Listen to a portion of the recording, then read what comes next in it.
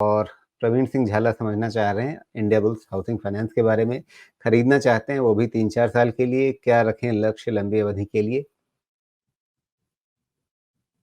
India bulls housing finance, पहली चीज़ खरीदना ठीक है, चाहिए भी।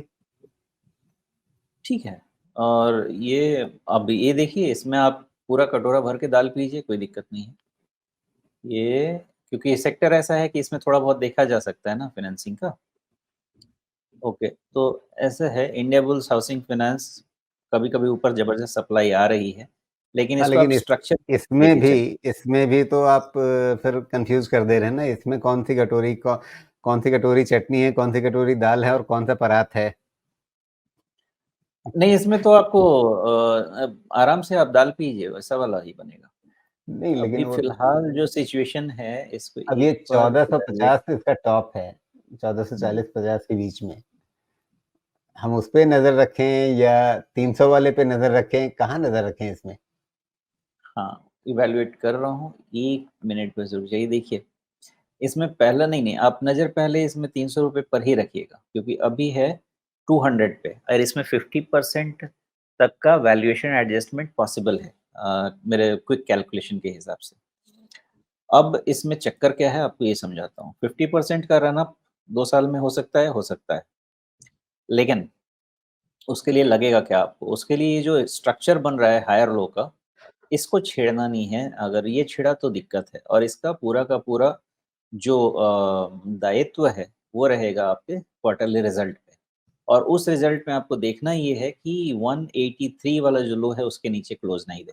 उसके नीचे क्लोज़ देगा तो फिर 200 ईएमए का इवैल्यूएशन करेंगे और फिर 150 पे देखेंगे कि वो क्या सिचुएशन है। तो पहले देख लीजिए 183, अभी क्लोज़ क्या है 214 and 183, which is kind of 214, यहाँ हाँ, से ₹30 करीब-करीब लगभग। 15-16% का रहेगा।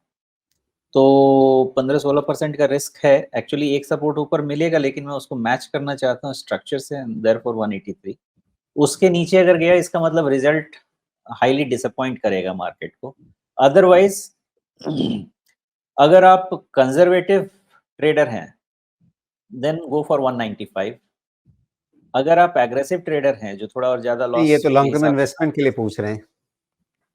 तो 183, और अगर आप लॉन्ग टर्म इन्वेस्टर भी हैं, तो स्ट्रक्चर के हिसाब से ये बाय डिप्स है जब तक 150 के नीचे बंद होना शुरू नहीं होता है। और उससे भी ज़्यादा इम्पोर्टेंट है, आप इसके रिज़ल्ट को बहुत क्लोज़ली देखिए कि किस तरह का रिज़ल्ट आता है।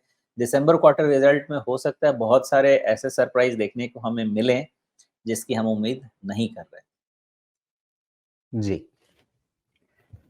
नहीं, लेकिन आज की तारीख में 215 पर है, तो अगर कोई इसे खरीदना चाहे, इनका सवाल खरीदने की इच्छा के बारे में ही है, तो उसके लिए बेहतर लेवल क्या रहेंगे? 215 पे खरीद के अगर 150 का स्टॉप लॉस रखेंगे, तो ₹65 नीचे हो गया, ऊपर गुंजाइश कितनी बनेगी? ₹85 की। रिस्क रिवार्ड बहुत अच्छा बनेगा क्या?